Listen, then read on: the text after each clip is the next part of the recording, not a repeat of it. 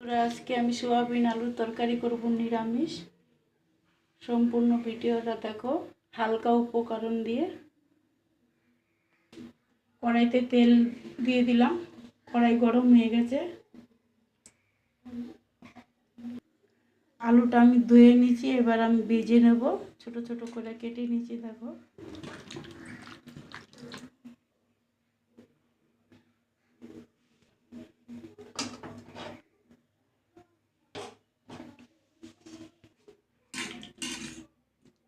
আলুটা ছেড়ে দেবো।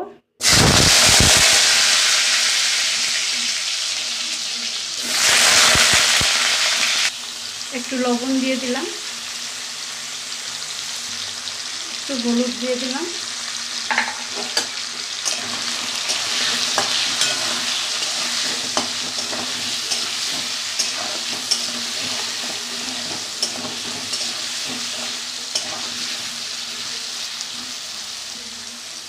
একটু ডেকে ডেকে ভাজবো, তাড়াতাড়ি হয়ে যাবে।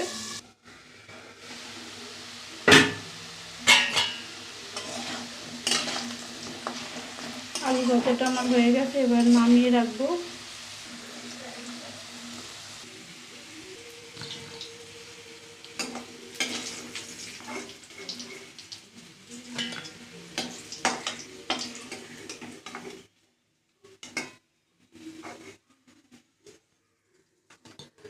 সবগুলো নামিয়ে এর মধ্যে সোয়াবিনগুলো ভেজে নেব।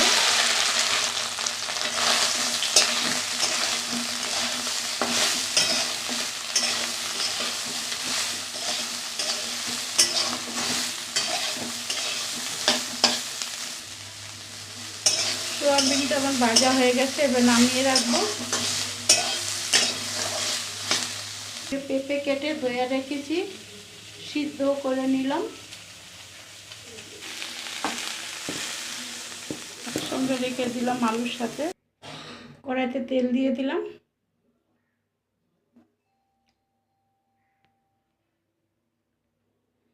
কড়াইতে তেল গরম হয়েছে, সাদা জিরে দিয়ে দিলাম। এখানে আদা বাটা, শুকনো লঙ্কা বাটা আর হলুদ দিয়ে দিলাম একসঙ্গে। একটু জল দিয়ে দিলাম। ফোড়নটা হয়ে গেছে, আমি দিয়ে দিলাম মশলাটা।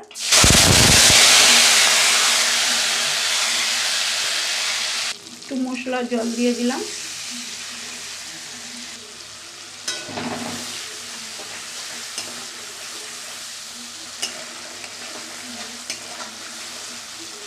অল্প জিরের গুঁড়ো দিয়ে দিলাম।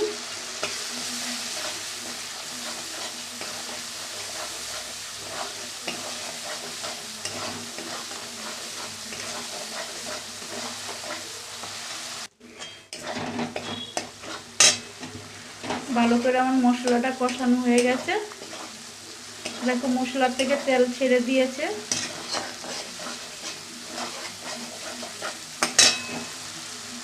এবার পেঁপে সিদ্ধটা দিয়ে দিলাম।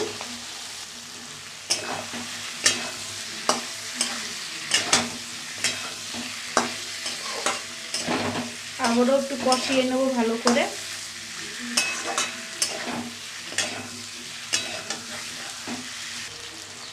একটা টমেটো দিয়ে দিলাম।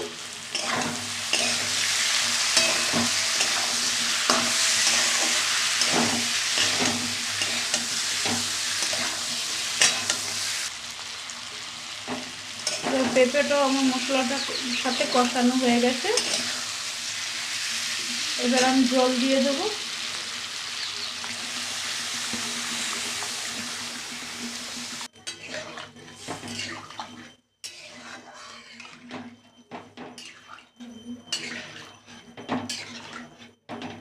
ভালোভাবে ফুটলে পরে আলু আর সোয়াবিনটা দিয়ে দেবো। লবণ দিয়ে দিলাম পরিমাণ মতন।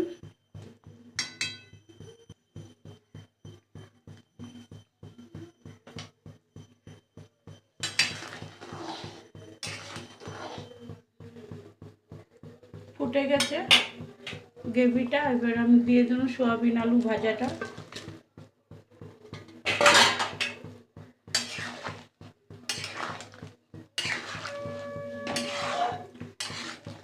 এবার ভালোভাবে ফুটলেই গরম মশলা ঘি দেবো, 4-5টা কাঁচা লঙ্কা দিয়ে দিলাম।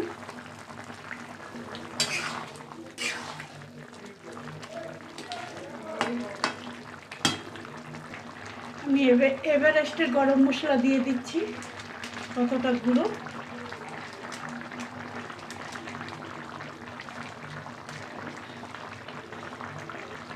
একটু চিনি দিয়ে দিলাম আর একটু ভালো ঘি দিয়ে দিলাম।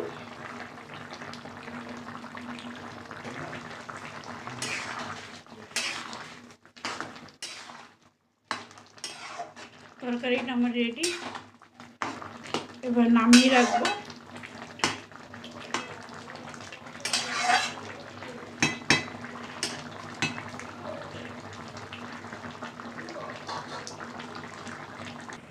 দেখো বন্ধুরা, আজকে সয়াবিন আলু তরকারি পুজোর বাড়ির মতন করেছি।